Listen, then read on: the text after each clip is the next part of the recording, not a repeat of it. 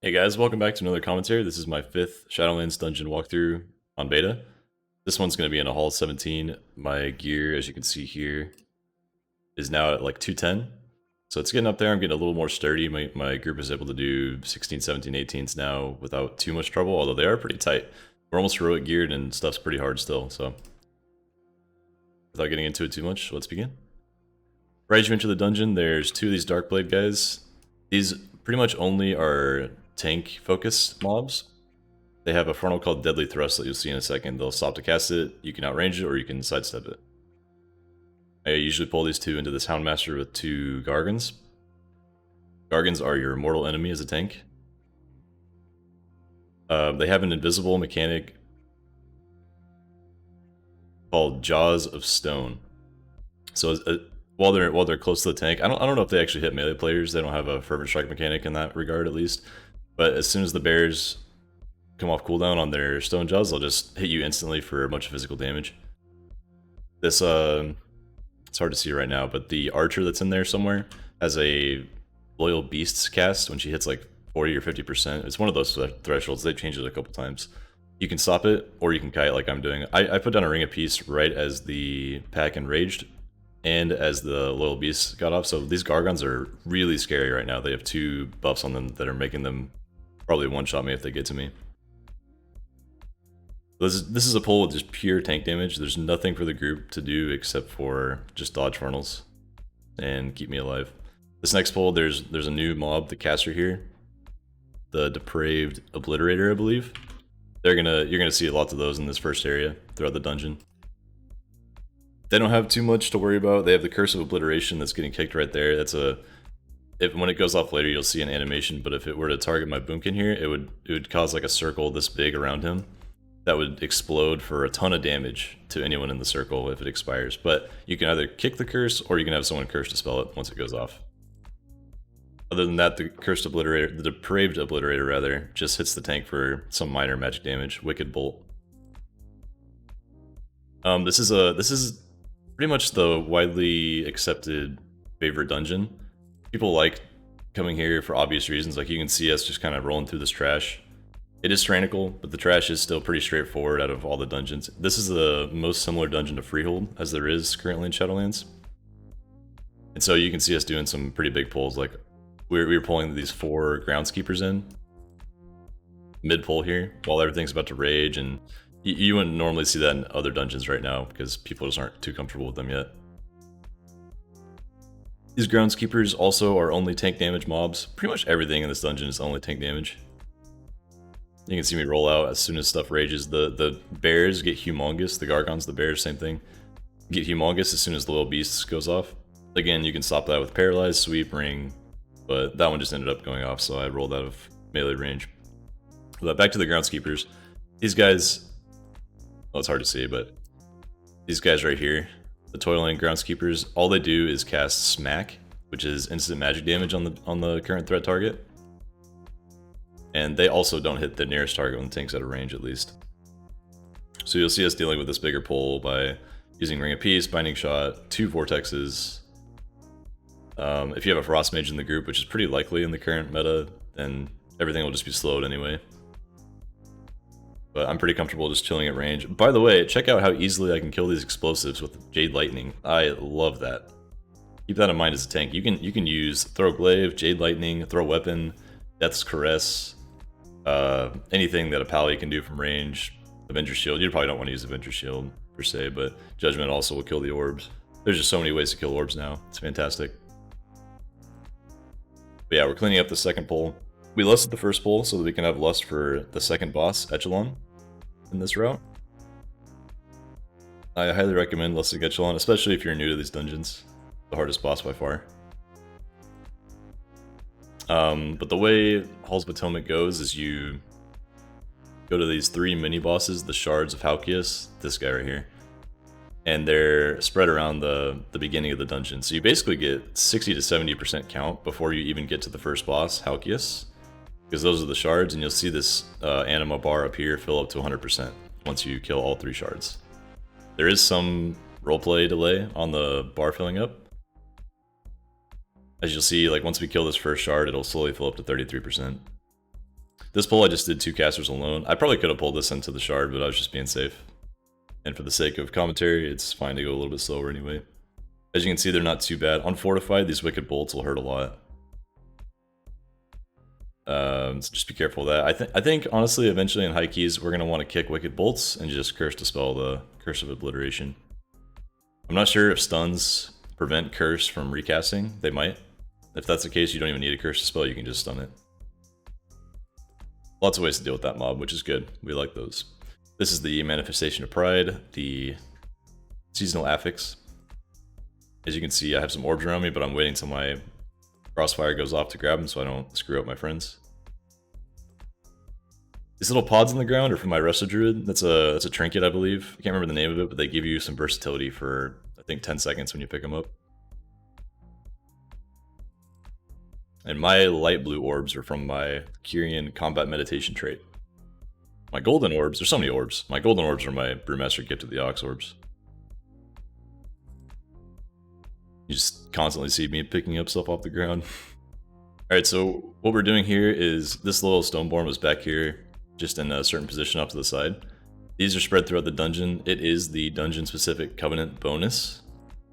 So you don't want to pull these unless you have a Venthyr. They actually hurt really bad. You really don't want to pull them unless you have a Venthyr.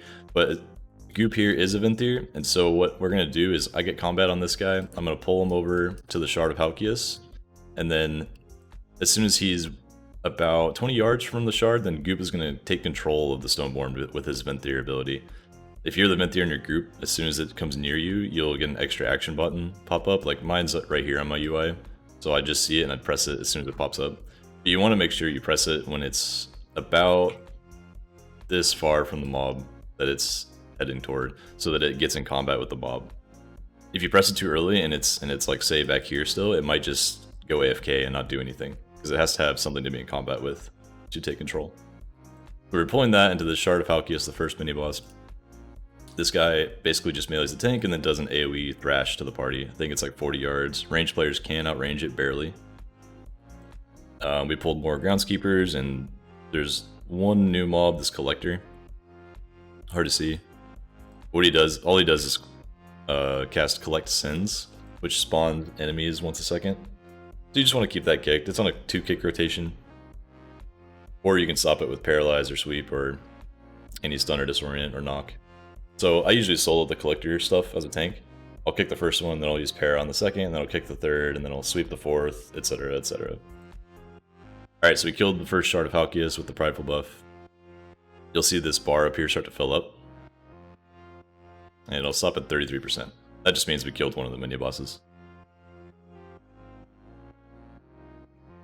So immediately we have another shard. I'm going to pull the 4 little guys with these 2 guys.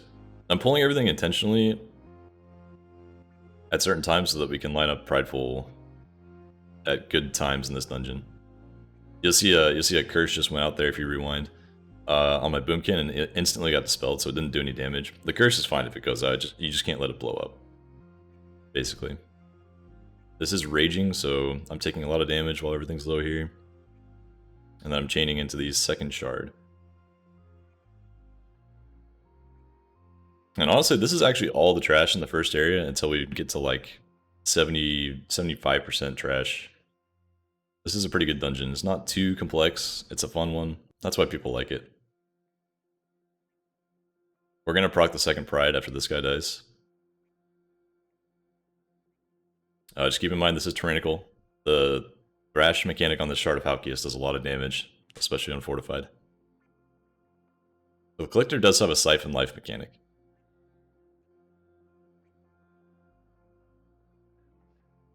That's the other thing besides Collect Sins.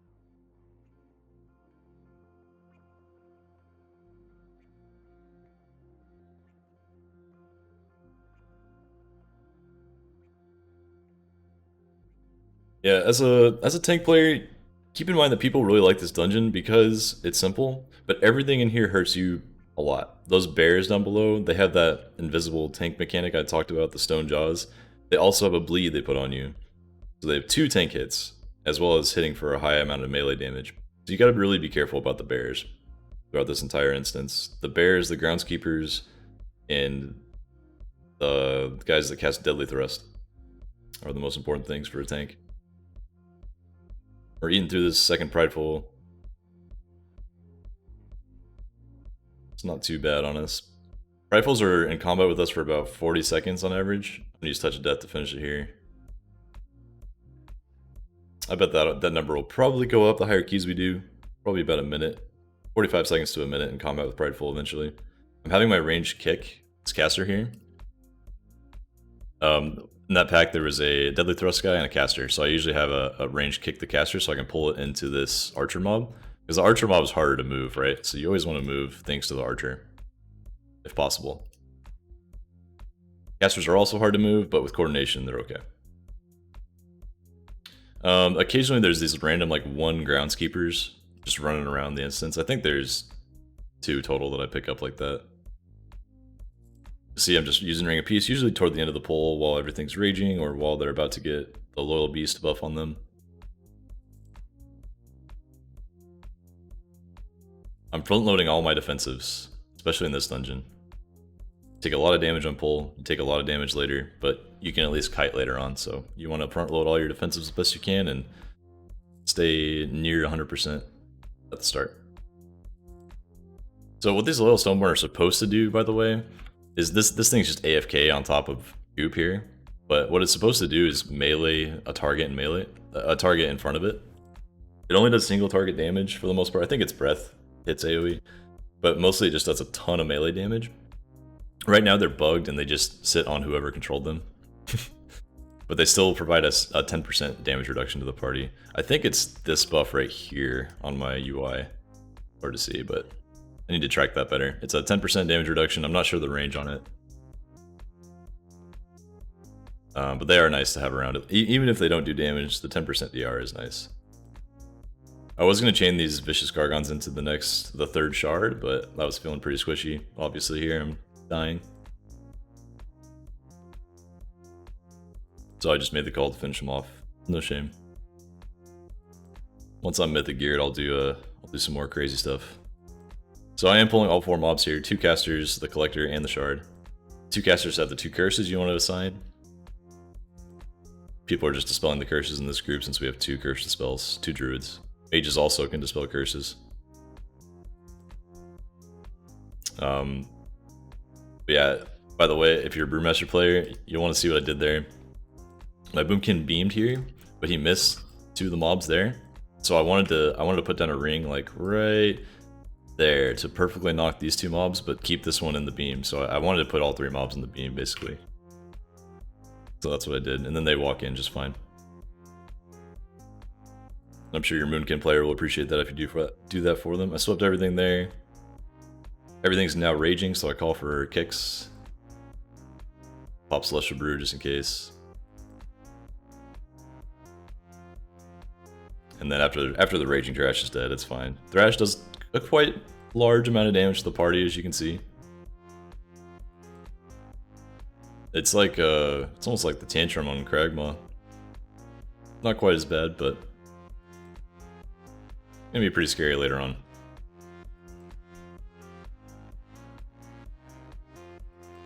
Keep in mind this is beta. Stuff will probably change by the time you guys watch this video from now until live. For example, those gargoyles that you can control as Venthyr have been changed like 3 times. Recently the bears were nerfed quite a bit. The bleeds that they put on you don't hit nearly as hard up front, and they also take for less damage locally.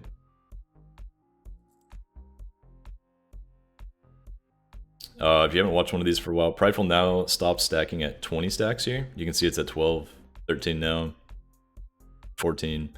Once it caps out at 20, it just stops increasing its own damage. I'm pretty sure the stacks increase its melee damage and its pulsing damage, by the way. Alright, so now it's capped out. It's doing its maximum damage for 17, but it's dead. Right then. So since I talked about the RP, we did fight the Prideful, so this energy bar up here is done. The boss is sitting over here, ready to be pulled. But if you're doing a low level key, you might still have some RP going on, and these 3 guys around the boss right here are still alive until that energy bar goes away. So you want to make sure the RP completely finishes before you fight him, so I would suggest fighting this pack while that finishes. And we're at 60% trash. This will take us to about 68, I think. It's 5-pack.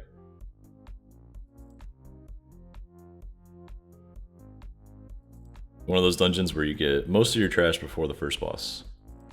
Kind of like Motherlode.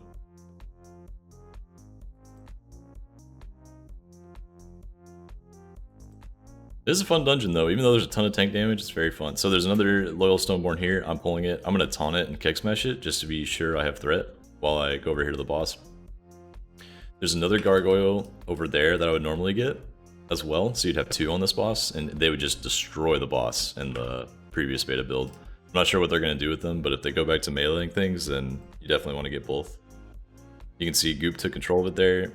It would walk in and start slamming the boss, but it's bugged out, so. Alright, so this first boss is Halkias. He does this, mostly this boss fight is managing these pools on the ground. So it goes directly in front of him toward you. He has a tank pool and he has a ranged pool. They're the same thing. Ranged have a second to dodge it, but tanks have to take the hit, as far as I can tell. Maybe it's outrangeable actually, but it doesn't hurt too bad, so don't worry too much about it. So I'm going to position my 2 pools as close together as I can to save space, and then I'll move after. They've changed his spell queue a little bit, but currently he does his first AoE after the 5th pool. So I'm about to get hit a 3rd time here, the 3rd tank hit, and then I'm going to move him so that there's space around the boss to move as ranged players. And melee. But this is the AoE, Refracted Sunlight. So basically what I'm doing right now is I'm counting to 5 pools and then I move him to a safe spot. It used to be 4. So if you watch this video later and they change it again, please don't kill me. Then after Refracted Sunlight, I'll move and position some more pools. So there's the first tank hit there. There's a ranged hit. Probably did a good bait right in the middle of the others. Then I'll do another tank hit. Crumbling Slam. I'm moving out into a more open area. There's a patrol to my right there. That's the 2nd range hit. That's the 4th one. I think he does a 5th tank hit again, and then I move. Yeah, so here's the 5th pool rather, then I move. And you just see I move him just far enough away so that there's walking space right here between the pool and the boss. So when people have to move in a circle around him, they don't have to encounter any high damage magic pools on the ground that'll kill them. And that responsibility is definitely on the tank, so watch out for that one.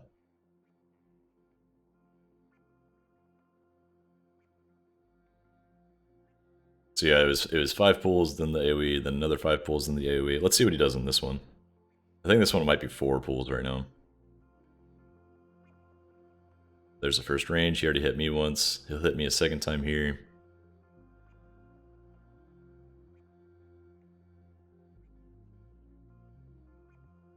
That's the 4th one on ranged. Okay, he does do a 5th one on me, and then he's casting Refracted Sunlight soon. So I'm moving. So it is 5 every time right now. It looks like. Refracted Sunlight does have a chance of switching directions about halfway through the cast. There it is right there. My healer almost goes down. Not too bad as a melee or tank player, you're constantly able to move anyway. Just be aware. And just use your mitigation against those crumbling slams as a tank. And that's about it. This boss is pretty straightforward. Even on Tyrannical, I'm not too worried about it. Alright, so we're heading to the next area. This is more of the same trash right here. This Dark Blade and Depraved Obliterator, just a caster and a Deadly Thrust guy. I am going to go grab some more trash with these. I'm telling them to kick the caster up so he moves. I think I just Z-axis that Deadly Thrust, by the way. And when I say Z-axis, I mean I stood above it, so it just technically didn't hit me, even though it looks like it goes through me. Alright, so I grabbed these little ankle biters at the correct patrol time, so they didn't pull anything else. What they do is they attach to you, and they like mini-stun you once a second, once they do. I don't know if I dodged it or what, but I did not get the debuff this time. It could be dodgeable or parryable. Likely is so. This last pull I'm going to do is 4 mobs with one of those stoneborn again, so Goop's going to take control of the bird. We get 10% DR. One thing to know about the birds is if they go back to meleeing, which I think they will, they just like focus down one target, so it's kind of bad for bolstering. The bird will just bolster everything for you. You can't really control it. It attacks whatever it wants in front of it. So these are some new mobs. Notably, there's this magic Stony Veins debuff that does some damage to me every second. If you stand in the AoE like I did a few seconds ago, this thing turned to stone. You get turned to stone for, I think, 10 seconds. Let me go back and look, actually.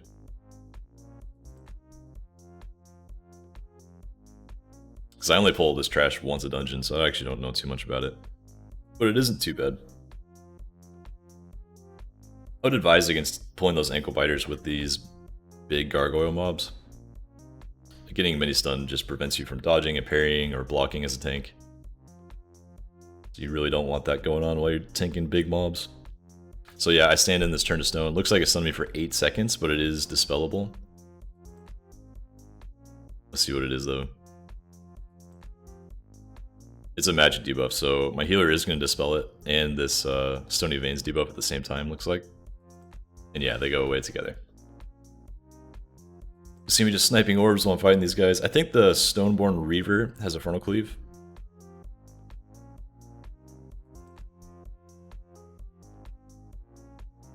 I dodged Deadly Thrust there. Deadly Thrust doesn't really have an animation anymore, it seems. It used to have a really big animation. The Stoneborn Eviscerator basically just teleports out and hits one of your ranged players. I don't believe it's too bad for tanks. It's raging right now, so it's hitting me pretty hard, but otherwise it's fine. Mainly you want to worry about this Reaver. I think you want to assign 1 kick for the turn to stone, or you can walk at a melee range as an alternative. And normally I'd say I would have done a route to where I procced 80% right here, and then we would have fought the Pride in this area, and then we would have shrouded up to the boss. So you just want to make sure you get to 80% before you go up to the boss, or to fix the problem, you can do what I'm doing here, is just pull 1 mob. So by doing that, you get Pride on this boss, which you definitely want. It's a hard boss. And then you also, there's also just 20% mandatory trash in the next area. Maybe not mandatory per se, but there is 20% trash in the next area. So to prevent backtracking and to have a good prideful time, use one of these birds to complete your 80% trash. By the way, when you walk up here, I went back a little bit. These Stoneborn turn to stone for a little bit. This guy has 11 seconds left of being stone, and they alternate back and forth. So we walked through the one that was stoned, and it just didn't get in combat with us because it's like kind of sapped or inactive when it's stoned like that. And we pulled the other, but you don't have to pull these. You can just walk through them. And we did not need Shroud there. We could have actually just walked through because of the stone debuff, but we used Shroud for safety. This guy basically just does a lot of melee damage, Stoneborn Slasher, and he has a frontal cleave that you can walk out of. You'll see me just basically strafe away for 1 second as he casts it, and then I walk back in. Should happen right now. It's a really short frontal cleave. It does do quite a bit of damage. I believe it's physical damage. So if you get hit by it, it's okay, but obviously try not to. I think I do get hit by it here because I'm talking about something. Yeah, there you go. It hits me for like half my health through stagger.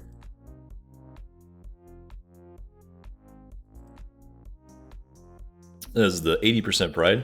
Definitely want to fight up here. This is actually pretty optimal.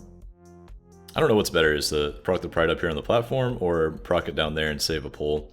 It probably is better to save a pull if you can kill this boss without a full duration Pride debuff.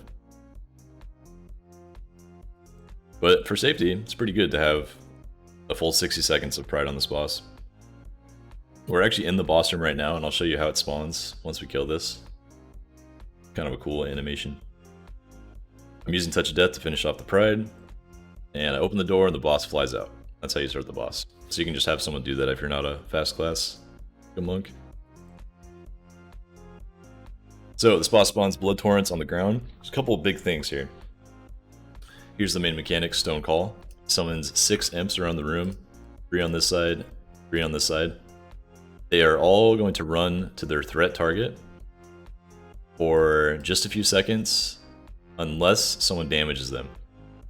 So make sure that your Boomkin doesn't press Starfall, or someone doesn't do like some massive AoE that'll affect the whole room right as they spawn, because they'll stop and they'll plant and just cast like in all these locations out here for a long time until they run out of mana. So you don't want anyone to touch them. If nobody touches them, it'll look like this. And they'll all get about in range here for some AoE CC, because you know, I could, if I wanted to, sweep probably 5 out of 6 of those imps in that range. And I think I do here, probably. Yeah, I do. I actually hit all 6. That was perfect. You just want to stop their cast as best you can. And this is the second part. This crumbling, or stone shattering leap is what it's called. It picks a player. Everybody else is cursed from the stone debuff that the boss puts out right before the slam. So everybody that does not get the circle needs to go away from the imps, and the one person that does get the circle needs to go onto the imps, like our Boomkin player is doing right here. This AoE is something like this big, actually. It's bugged. The circle looks bigger if you're a bigger model right now, and it looks smaller. Like when it picks me here in a little bit, it'll look this big because I'm full para on this monk. But I think in reality, it's always about like this large around the target. So just keep that in mind. It's a little bugged. But when you land the slam, it kills all these imps that are turned to stone. They have to be completely dead for it to kill them, or finish them off rather. So make sure your party burns down the imps, gets the right person with the slam in there to finish off the imps, and then you're golden. So now it's rinse and repeat for the rest of the fight. You just need to manage CC on the imps, how to gather them, how to kill them, who gets cursed dispelled if you have cursed dispels. I would say, since we have 2, our strategy is to always have our healer is dispelling whoever gets the circle on them, so that they can move into position easier. Because what the curse does is slows you by a ton, and it turns you to stone. It stuns you for after like 1 second, so you have a very limited amount to react to it. So we have one person dispelling the person with the circle, and the other person with the curse dispel is either getting himself or me, the tank, in case the imps are still alive. Because if you have 6 imps casting on you as a tank and you're stunned, you're probably going to die. Here's another stone shattering leap. It did not overlap with any imps, actually. And then this one is a little offset, so the imps are coming out. These are actually running directly to Goop. I think he probably had Starfall on. See how they act, though. They've changed these imps a little bit. I don't think they're as bad as they used to be. They tend to move toward their target a little bit better out of their way now, luckily. You'll see we stacked those up pretty well with Solar Beam. I swept the first round, he Solar Beamed to the second. And here's the curse. So you can see the Stone Shattering Leap is on Thalamir, so he's been dispelled. 3 people still have the curse that are going to turn us to stone. And Goop dispelled himself for damage since I wasn't in any danger here.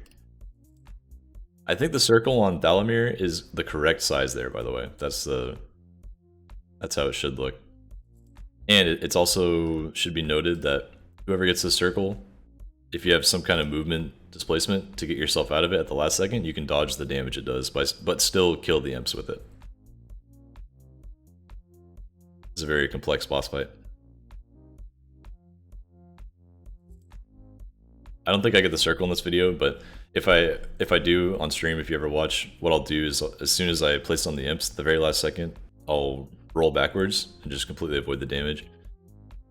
He's going to leap on Thalamir there. If Thala was sub, he's outlaw, so I don't know if he could dodge it. But if he was sub, he could shadow step to someone back here and avoid the damage entirely. But yeah. That's going to be a thing mostly for Halkias. These blood puddles do fill up the room eventually. We're going to have to do a better job of baiting them to the edges in between waves of imps. So Stone Call is the imp summon. Here they come. One stopped out in Narnia, as you can see, so we need someone to kick that in. Cry just got it, so I'm taunting it in after that. These nasty overlaps happen so fast. Like the curse just went out, the imps are still alive. 3 people still have the curse, 2 people got curse dispelled immediately by the group. The Boomkin is running in the circle. He did dispel me since the imps are still alive. He made a good call. I'm going to take a few villainous bolts here while he's running in, and I'll just move out. And hopefully some of the imps die by the time he slams. Yeah, I think we killed 4 of them there, which is fine. But as you can see, this fight gets very chaotic. You definitely want to have Lust and Prideful for it if possible, to make this as short as you can.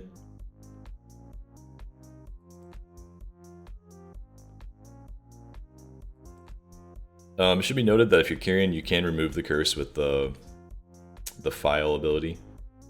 You can also stone form it as a dwarf.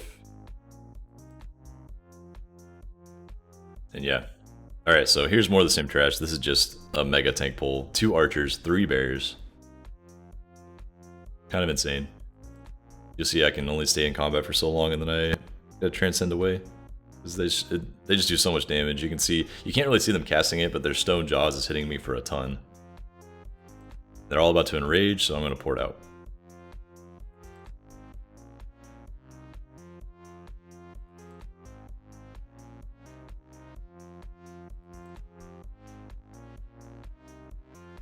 We've done this dungeon a few times together, obviously, so they know I'm porting out. They know they're gonna binding shot when I do. One bear clipped me there and did half my health. Lol. This boss, this not a boss actually. This trash is just really spread, and this room is hard to fight in. There's also 2 loyal stoneborns. Currently, since they don't melee, we could actually just go fight them right here in this more open room.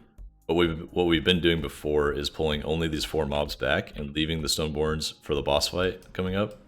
Because they used to do a ton of melee damage, and they might later on when they fix it or whatever, but for now we're just pulling everything back to the original room so there's more space to fight. Because the camera in here is awful. Can't see anything. It's got 1 collecting sens guy, the collector, 2 birds, 2 deadly thrust mobs, very hard to see because they're bigger than you. Oh, I am Volpera, but maybe it's easier as a Taran or something. Yeah, watch the frontal cleaves in here. Tell your group where you are so they don't get caught off guard by the frontals as well.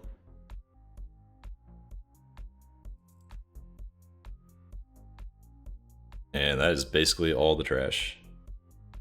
After the next boss, there's 1 more mini boss. That's it. So, like I said, we would grab the 2 gargoyles on the side here and pull them into the boss to melt the boss for us. But instead, we're just going to fight it alone because they're bugged. So this is the 3rd boss. Hi, Adjudicator Aleez. She has some kicks you want to manage. I'm going to call kicks. She has a tank hit, bolt of power, and then a volley on the group. There's 4 lanterns you can see throughout the room. They're on the 4 corners of the room. This spirit here, this ghastly parishioner, is that what that is? It's going to fixate on someone random in the group. It can pick the tank, and I like it when it picks me. And you can see on the party frames here that Cry has the fixate. So he's going to drag it to one of these lanterns, and it'll consume the lantern and get rid of the spirit. While the spirit's alive, it does AoE damage to the group, so you just want to get it there ASAP. It is affected by Monk's speed taunt. So if you're a brewmaster like myself, make sure you do that. Help the group. Say you're doing it too to show off. So you watch, it's on me, I'm going to speed taunt it, and it's over super fast. Just be sure to call kicks. This is pretty much a 3 kick rotation boss. It's kind of like the first boss of Underrot, Elderly Axa. You can just dodge these anima fountain circles, kick the boss, and then drag the spirit to the lanterns, and that's it. Another one on me, I really like that when that happens.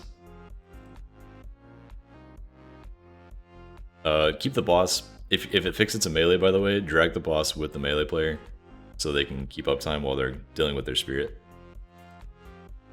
It should be, if you have the boss on a lantern, you shouldn't really have to move anyway though, because your melee will already be there. What I should be doing right now is dragging it to one of those, actually the only available lantern. On me again, nice. So at this point, all 4 lanterns are gone. In previous builds, they didn't have extra lanterns, so you just had to have spirits chasing people the rest of the fight, which is pretty crazy to deal with. Now the lanterns seem to respawn on only this spot and this spot for some reason, where Goop is over there. This one is still here, it's just not like lit up. I think it's still active. And yep, it consumed it. So yeah, that lantern worked. I think the next spirit spawns and there's not a lantern yet, but the lantern will appear at some point during the spirit's life. Oh, there it is by Cry. It's kind of weird. It seems buggy. I think they're intending on making actual lanterns reappear and have some kind of animation, but right now they just kind of pop up.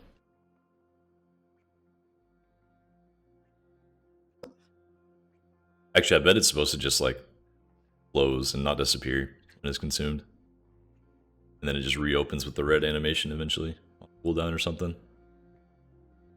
You can see me just tabbing to orbs. By the way, orbs as a tank player are so nice now. Like I said earlier, you can kill them with all kinds of tagging abilities like Jade Lightning. But when they're in melee like that, you can literally just tab to them and wait for an auto attack to swing and it'll kill them. You don't even have to use the global. You should optimize orbs. If you have a Keg Smash up and an orb spawns right then, target it and then Keg Smash so that Keg Smash still hits everything in the pack, as well as the orb. So you actually gain damage off explosive orbs sometimes if you're good about it. This is the last trash pack. This is a mini boss. This is actually a very difficult room on explosive. Let me go over this as I enter it.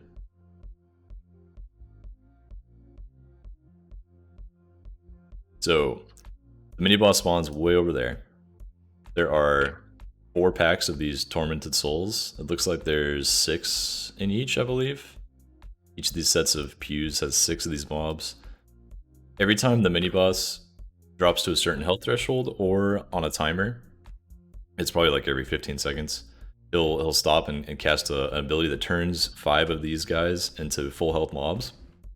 So what you want to do is assign a DPS to each quadrant and just burn down these tormented souls as fast as you can. This guy is actually the last priority because he full heals every time he consumes any number of these tormented souls. So as soon as the tormented souls are all dead, then you can focus him down. What I'm doing is Brewmaster is just tagging everything with Mystical Touch while I'm waiting for him to walk up. I'm going to kick him so I can center him. There's also explosive orbs going on this entire time. Very hectic and chaotic. These manifestations of envy do fixate. I think it's Mark of Envy. So they come out attacking their whatever threat target at first, but then as soon as they cast Mark of Envy, they just go tunnel someone in the group, basically. So as you can see, we do have a Boomkin, which Starfall is like the best thing ever for this room. He's doing a ton of damage down here. Boomkin's strength is massive spread AoE right now. And then once all 4 pews of guys are dead, we can kill Inquisitor Sigar.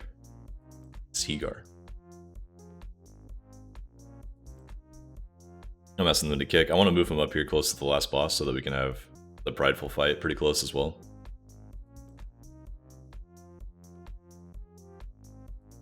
But basically what I recommend as a tank player is standing somewhere over here in the middle of all the pews and just collecting the adds as they spawn as best you can. You can't really get them all. They spawn from all 4 sides. And then they fixate anyway, so just do your best. Luckily this guy's tank casts don't hurt too much. Otherwise, I would have to be calling kicks very proficiently. This is the last Pride. Lord Chamberlain is just outside this door.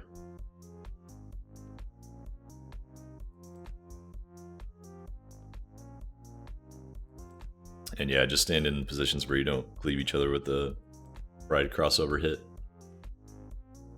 Bursting with Pride.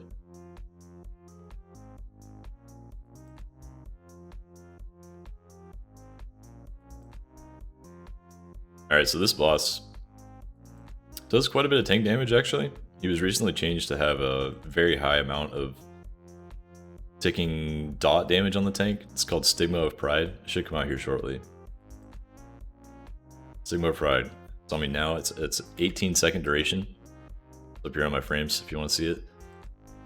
He does a frontal cleave in the middle, and this debuff up here ticks every 3 seconds. So 18 seconds duration, it'll tick 6 times on you, and it hits me for about, I'd say, 40% of my health per tick through Magic Stagger and base mitigation on Tyrannical 17. So keep that in mind for your scaling. It's not something you got to worry about like first week of Mythic Zeros, but eventually keep track of this dot on you so you can use defensives on it. Like my goal is to use Celestial Brew like right before the first tick hits me, if I have it up, and then I'll use like another full defensive if I can for most of the debuff. Maybe I'll let one tick of it hit me at full health, and then I'll pop a defensive for the second tick, so it covers like 5 out of 6 ticks, maybe. That's my current goal. All right, so this boss has a 4-sided AoE pattern. He's using these 4 statues to channel in the group. One person needs to stand in each of these lines, basically, before he starts the cast. As a tank player, though, you can stand almost directly in the middle of his hitbox here, so you're actually covering 2 paths at once. You'll see I take 2, so there should be 4 icons, right? But I'm taking 2, and then our healer's taking 1, and group is taking 1. I think Thala moved into the middle too far, so he took a 4th one off me. That one. Stigma of Pride just came out, that's the dot on the tank.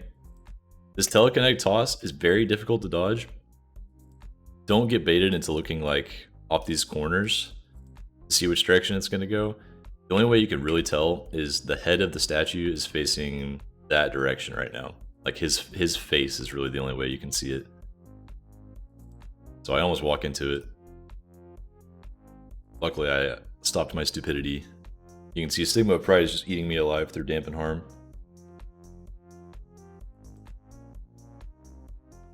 Telekinetic Onslaught, move out of melee while this starts. It's not clear exactly where the statues will place, and if they hit you, it'll pretty much one-shot you at high enough levels. Here's the second ritual. Whoa, I think this one we do cleaner. So I'm telling the group that I'm square, and I've got the 2 on the square side over here. So they just need to get these 2 soaks on the upper side of my screen. I don't really need to use defensives on this double soak currently. I do save everything for the Stigma of Pride. But your DPS should use defensives on that, because that's the only damage on them throughout the fight. These statues are very hard to dodge, especially if they're behind you. You gotta like turn your camera, look at them, find their head, and then decide which way they're actually going. I usually just start strafing a little bit just to be ready, no matter which way they're facing. It's kind of like always centering yourself in tennis or other sports. Just like be ready for whatever, you know. But other than that, the Stigma of Pride, the statues, and the 4-person soak, this boss is pretty straightforward. Like I couldn't even see where that one was going, I just rolled. Just in case.